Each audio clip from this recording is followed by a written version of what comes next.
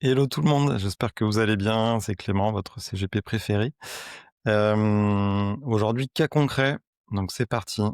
Je vous présente ça tout de suite. Alors, ce que j'ai fait, donc en fait, je suis parti des outils qu'on utilise et je vous montre très concrètement comment je présente des portefeuilles à mes clients selon leur objectif, selon leur horizon de placement et leur aversion au risque. Ça, c'est hyper important et dans un vrai job de CGP, il faut que les produits qu'on propose soient en adéquation avec le profil client.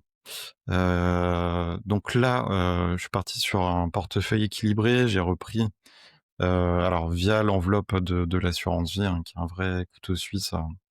Je vais pas m'attarder dessus, mais dedans, il y a des milliers d'unités de compte. Ça peut se faire, en France, au Luxembourg également. Hem et d'ailleurs je vous prépare des petites vidéos à ces sujets. J'en dis pas plus. Alors du coup, on est sur un profil qui est équilibré, donc il y a 30 de fonds euros, sur Patrimoine Vie Plus. Alors c'est le groupe Avenir qui a un fonds euro qui a quand même fait, 2,5 sur l'année 2024, et compte tenu des taux en vigueur, je pense pas que, qu'ils délivrent moins sur cette année et vous pouvez même avoir des taux boostés, en fait, selon vos parts, d'unités de compte. Donc c'est déjà nettement plus performant, que, tous vos livrets, tous vos comptes courants et c'est à capital garanti. Je le répète, à capital garanti. Ne laissez pas traîner, par pitié, de vos fonds sur des livrets ou des comptes courants.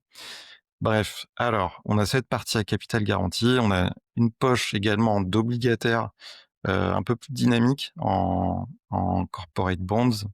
On l'a vu dans un des épisodes et c'est des corporate bonds qui sont, ISR parce que c'est que des entreprises qui sont alignées avec les accords de Paris, donc visant à limiter, le réchauffement climatique. Et ça montre qu'on peut faire de l'ESG, voilà, sur des allocations d'actifs type ETF. Le reste, c'est des ETF plus traditionnels en actions. Donc il y a du MSCI World, il y a du iShare Euro et du S&P 500. Ouais, parce que c'est diversifié géographiquement et historiquement parlant, le S&P a été plus dynamique qu'un MSCI World, notamment grâce aux boîtes de la tech. Et je pense personnellement que la croissance est plutôt plus dynamique de ce côté-là des entreprises. Mais néanmoins, il faut bien rester diversifié. Je pense que le vieux continent n'a pas dit son dernier mot. Et je trouve ça top enfin, on a quand même des super entreprises européennes. Voilà, donc on retrouve cette allocation ici en zone géographique, en expo devise, donc on est principalement sur de l'euro, mais également de l'US dollar. Ce qu'il faut savoir, donc il y a aussi un effet devise, un peu de livres et un peu de francs suisses liés à l'exposition sur toute la zone euro. Ce qui est hyper intéressant aussi, c'est les performances backtestées. Donc c'est ce que je parle depuis un petit moment, mais c'est la performance historique, on va dire, du portefeuille, de ce portefeuille-là en question. Et c'est vachement bien. Alors, les performances passées ne préjugent pas des performances futures, je le rappelle encore une fois. Mais ça permet de voir que, voilà, par exemple, sur 3 ans, le portefeuille a fait 7% par an. Donc voilà, c'est moins que si on avait fait juste du MSCI World, par exemple, mais c'est quand même assez, quand même plutôt un bon rendement, hein, 7% par an, nettement plus que des livrets ou du fonds euro, mais ça montre que ce mix, en fait, oblige action en ETF est assez pertinent et vous voyez que, alors là, on voit la volatilité, hein, c'est un peu le courbe rendement-risque, mais on est plutôt, voilà, équilibré entre du sécurisé, on va dire, sur la partie obligataire et du plus dynamique sur la partie action. Donc ça, c'est très concret, c'est des chiffres et hem et voilà. Et qu'est-ce qu'on peut dire de plus? C'est en dessous, on a la composition détaillée avec les codes ISIN. Les codes ISIN, c'est un peu la carte d'identité du fonds en question. Et en fait, grâce à ces codes ISIN, vous pouvez vous pouvez aller récupérer toutes les informations en toute transparence sur internet, selon les sites.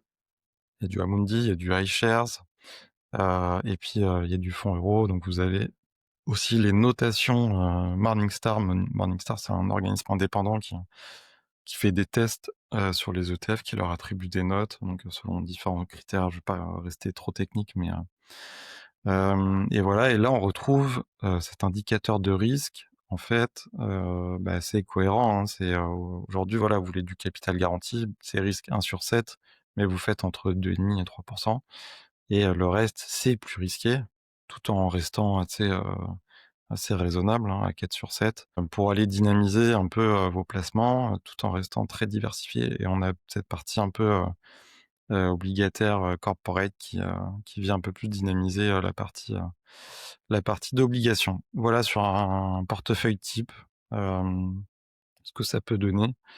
Hem, voilà, c'est vraiment, en fait, pour vous donner du concret.